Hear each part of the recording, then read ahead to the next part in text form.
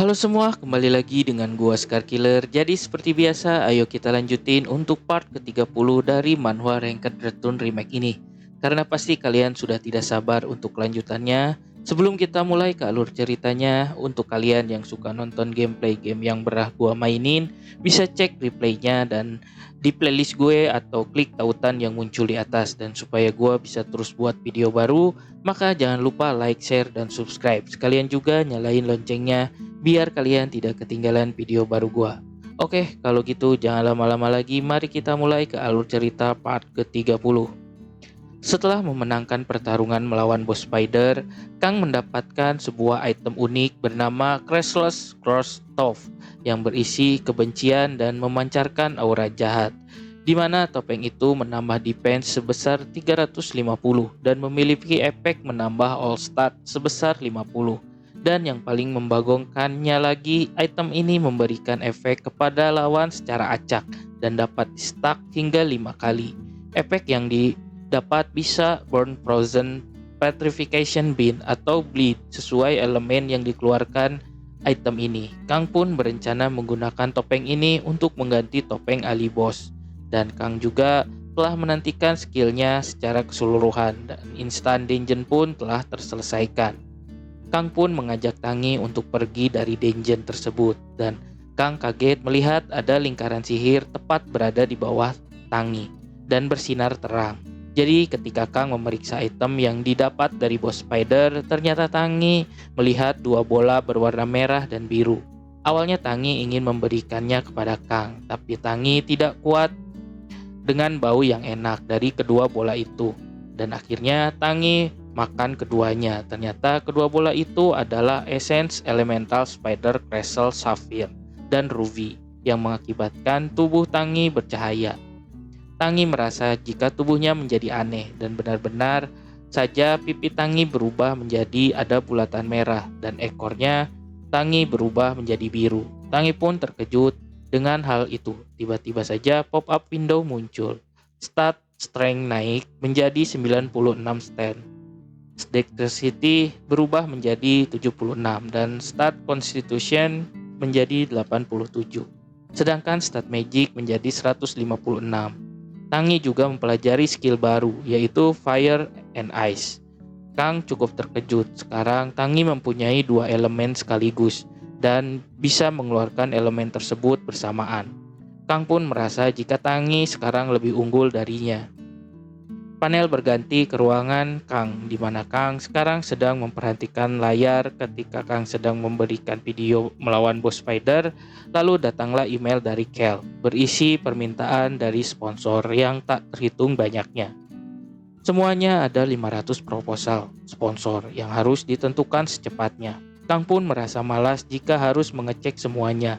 Akhirnya dia memutuskan untuk rehat dan menonton stream di arena. Banyak yang sedang streaming, di antaranya ada Raina, Maron, Rain, dan bahkan Red Bull sedang streaming juga. Terlihat JT Telekom juga sedang streaming. Kang pun iseng melihat Jun Hanbek. Banyak di antara viewers yang menyebut jika Hanbek itu lemah karena kalah di acara Masked Combat. Banyak yang menyuruh dia untuk dipecat, yang membuat Kang senyum-senyum sendiri karena kesenangan melihat musuh besar Kang tersudutkan. Tetapi ketua dari JT Telekom berkata jika acara Masked Combat hanya acara TV biasa, di mana Hanbek hanya mengikuti alurnya supaya acaranya menjadi menarik. Dan mereka mengklaim jika ketika ikut acara itu sama sekali tidak menggunakan kekuatan penuhnya. Dan mereka mengatakan jika pro player seperti JT Telekom tidak mungkin kalah dengan para amatir yang ikut di acara Masked Combat. Dan mereka seakan-akan acara itu hanya skenario belaka. Statement itu membuat Kang murka sampai mau menghancurkan layar monitornya. Dan sekarang Kang pun bertekad untuk menghancurkan JT Telekom beserta semua pro player di dalamnya. Di hari itu juga Kang Hyunwoo membaca seluruh proposal tersebut dan telah memilih mendatangani kontrak dengan brand Mermet, Rolex, dan Armani. Panel berpindah ke asrama gamingnya JT Telekom. Di sana ada kapten dari JT Telekom yaitu Kim Jin Yong. Dia berkata jika dia sudah tidak mau lagi menolong Hanbek.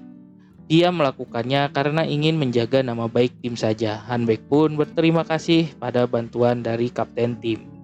Dalam pers conference tadi, tetapi Hanbeck merasa kalau semua anggota tim harus menuruti apa kata dia. Ketua tim pun bergabung bersama anggota tim JT Telekom yang lain dan bertanya apa mereka sudah melihat pertarungan Hanbeck di acara Masker Combat.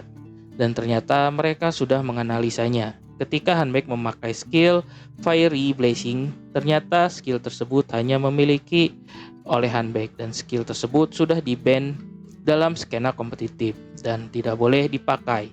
Tetapi menurut kapten tim, hal itu masalah kecil. Yang menjadi masalah besarnya, Hanbeck tetap kalah meski sudah menggunakan skill yang di-ban sekalipun, dan dia pasti dihujat habis-habisan di komunitas. Dan Kapten JT Telekom yakin jika Hanbeck sekarang sedang menangis di kamarnya sendirian. Dan jika dia tahu dipermalukan seperti itu, dia tidak akan membiarkan Hanbeck pergi untuk mengikuti acara Masker Combat. Dan orang yang mulai membicarakan dan menggosipkan JT Telekom akan memulai season dan itu akan mempengaruhi image tim.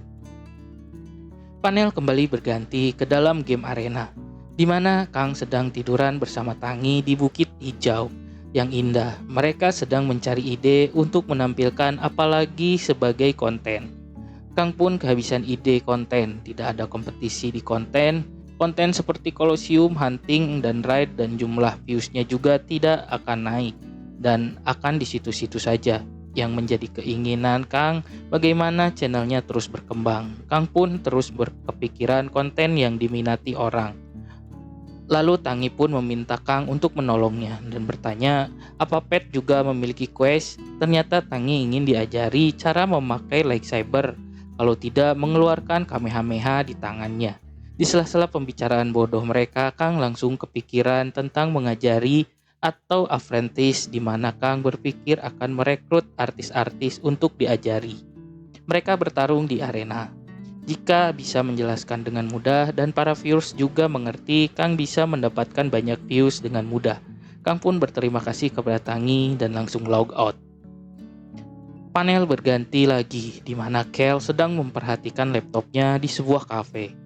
Dia sedang membaca email dari Kang yang isinya jika Kang ingin menyeleksi selebriti untuk ikut dalam konten barunya, di mana selebriti itu akan Kang ajari cara bertarung di arena. Kel pun terlihat senang dengan konten barunya dan cukup kaget jika Kang ingin berhenti di acara Masker Combat. Dan acara tersebut akan diteruskan oleh Argon, yaitu nickname dari Yongchan. Kel sudah menduga ini akan terjadi, tapi dia tidak menyangka Kang akan berhenti setelah dia terkenal.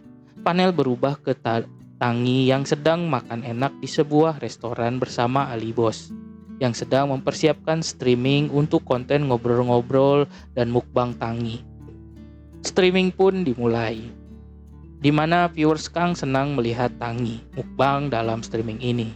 Kang sudah menyewa semua isi bar dan dia bisa tenang dalam melakukan pre-talk dengan viewersnya. Kang pun mencoba untuk memberikan topik agar viewersnya bisa bertanya. Kang mulai membahas tentang penyelesaian sebuah dungeon yang akan diupload besok.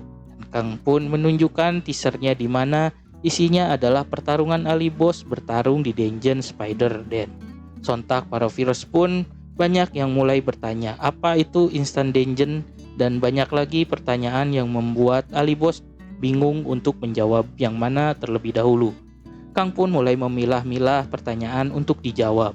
Dan akhirnya Kang menemukan satu pernyataan yang cocok untuk rencana konten berikutnya. Salah satu viewers bertanya, "Aku player ranking silver, bagaimana caraku untuk naik ke gold?" Kang pun langsung menjawab caranya, tetapi cukup sulit. Dan Ali Boss pun mulai membicarakan tentang bahwa dia akan menyiapkan konten baru untuk para player yang berjuang menaikkan ranknya. Kang menyebut jika kelas atribut untuk selebritis akan diajarkan langsung olehnya dan langsung promosi bahwa naik ke ranking silver atau bahkan gold itu bukan hal yang sulit, dan untuk para selebriti yang sedang menonton untuk menyuruh mereka menghubungi pihak Nikkei. Tiba-tiba saja pop-up window muncul. Donasi bermunculan sangat banyak dan donasinya sangat beragam, ada yang 2.000 gold sampai 10.000 gold. Kang kaget dengan semua donasi ini, dia tidak menyangka akan seheboh ini. Kang pun berterima kasih kepada viewersnya, dia berbincang-bincang dengan viewers selama 3 jam. Rentetan pertanyaan dilontarkan layaknya interogasi yang dilakukan oleh polisi. Dan itu permulaan terungkapnya sedikit tentang Ali Boss. Hasilnya adalah sebuah kenyataan bahwa Ali Boss tidak pernah berpacaran, membuat dia menjadi bahan ejekan dan simpati para viewers. Tiba-tiba saja ada pertanyaan dari donasi yang menanyakan kapan Ali Boss akan mencoba jadi pro player.